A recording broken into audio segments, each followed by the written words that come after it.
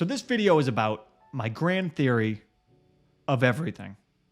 Of everything. I should start out, just so you're not disappointed, this is not exactly the meaning of life, but my theory of everything pertaining to culture, business, your local economy, and daily life as an American in the year 2024. This is happening gradually, okay? And as we speak. And I reserve the right to be wrong. But I think you'll see what I mean.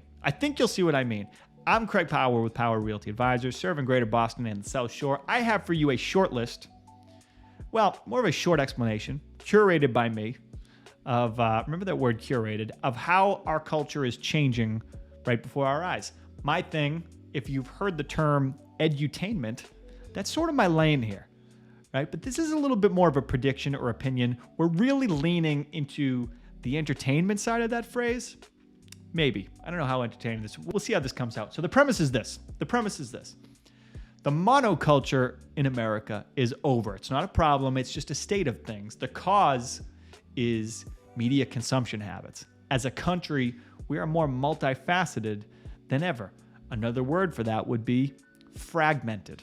Fragmented sounds more negative. Everyone gets their own news feed. This is what I mean. Everyone gets their own news feed curated by the algorithm.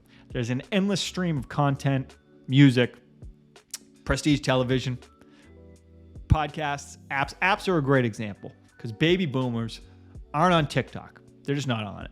And Gen Z uses Facebook a lot less. What I'm saying is we're deeper into the internet age, the social media age. We went from being in this bubble to being in outer space with wide ranges of products and interests to choose from. Let me talk through a few of my favorite examples of this, okay? So, Game of Thrones.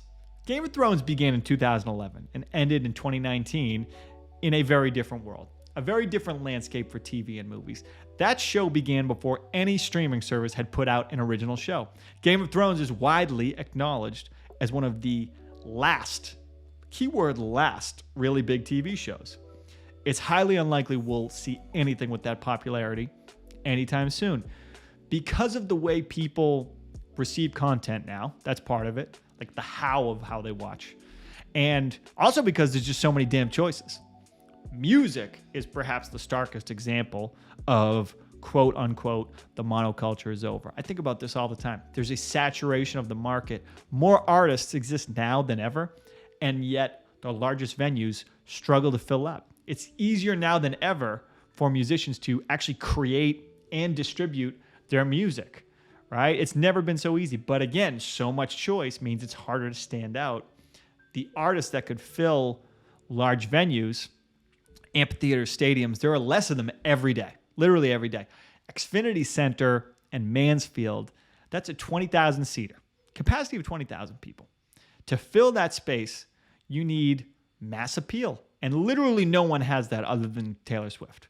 Taylor Swift, if she released her first song today, could never be Taylor Swift. That's what makes her tour so historically interesting, is that it will probably never, ever be replicated. Ever. We could go on. In popular culture, you may experience this phenomenon where there's huge news, maybe with an influencer, a podcaster, a writer, a TV host, and it's huge news to you in your world, and your friend has no idea what you're talking about. This happened to me just a week ago. Is that with the fellas? It's like you hear about Huberman, the guy Huberman, big podcaster, and something running around with 6 women at once. Whatever. We don't need to get into it. And half the guys, I think all of them, were really like, who is Huberman? And I was like, how are we not making sense to each other here? It's because we're in all these internet culture Venn diagrams. That's our lives now. We're not all reading the same newspaper as our neighbors.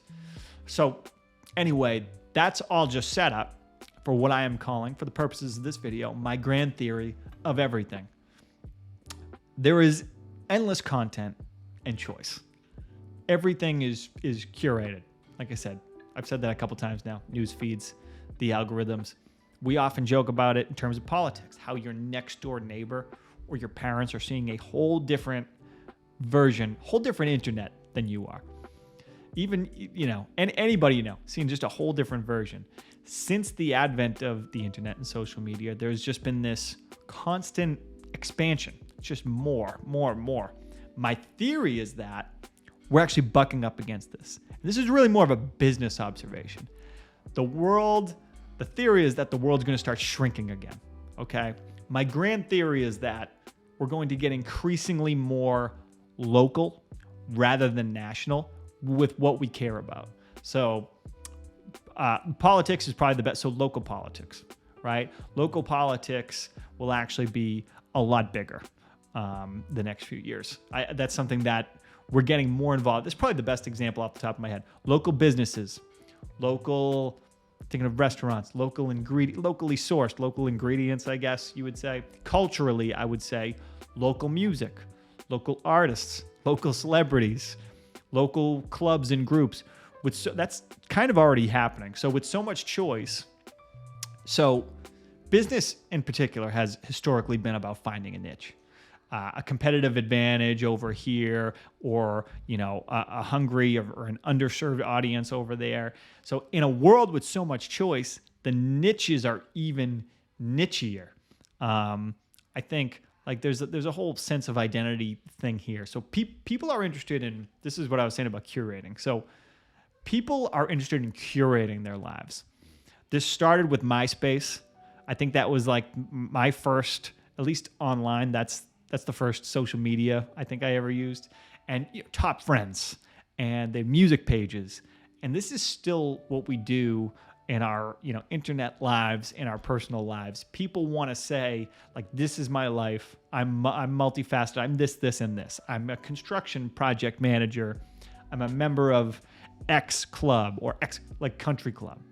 I have a Yeti sticker on my truck, and every year I go to the same resort in Mexico and drink tequila. And that's me. And we're all doing that in our own way. We're all decorating our nests for ourselves and for others to see occasionally. I really believe this. I think that this is part of the information age. Call it this is the moment in time. It's like the curation age.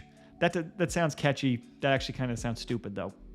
I think the word curation really perfectly describes the type of consumer behavior happening constantly that not everyone is aware of. And I'm really trying to hone in on this, right? We craft our Instagram pages to showcase who we are and our values and our accomplishments. We follow certain influencers because our values line up with them. I thought the first thing that got me really thinking about this was NFTs. NFTs, I think, actually teach us something more about human psychology.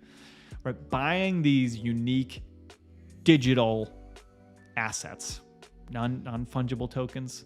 So buying these unique digital assets, for some people, it's the same as Bitcoin, right? And they're really just doing it for the money to, you get in, you get out at the right times. But not everybody. For a lot of people with certain NFTs, they are expressing something or showing support for something. I think people even curate their calendars in a way. So how this fits into local business is two things. Number one, I would say this is what I was kind of thinking about. These are the main points. Number one, people want experiences.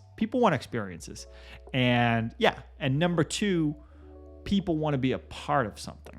So people want a sense of community. It's something people might feel is missing in our lives. Maybe amidst the endless stream of great TV. That's an Arctic Monkeys line.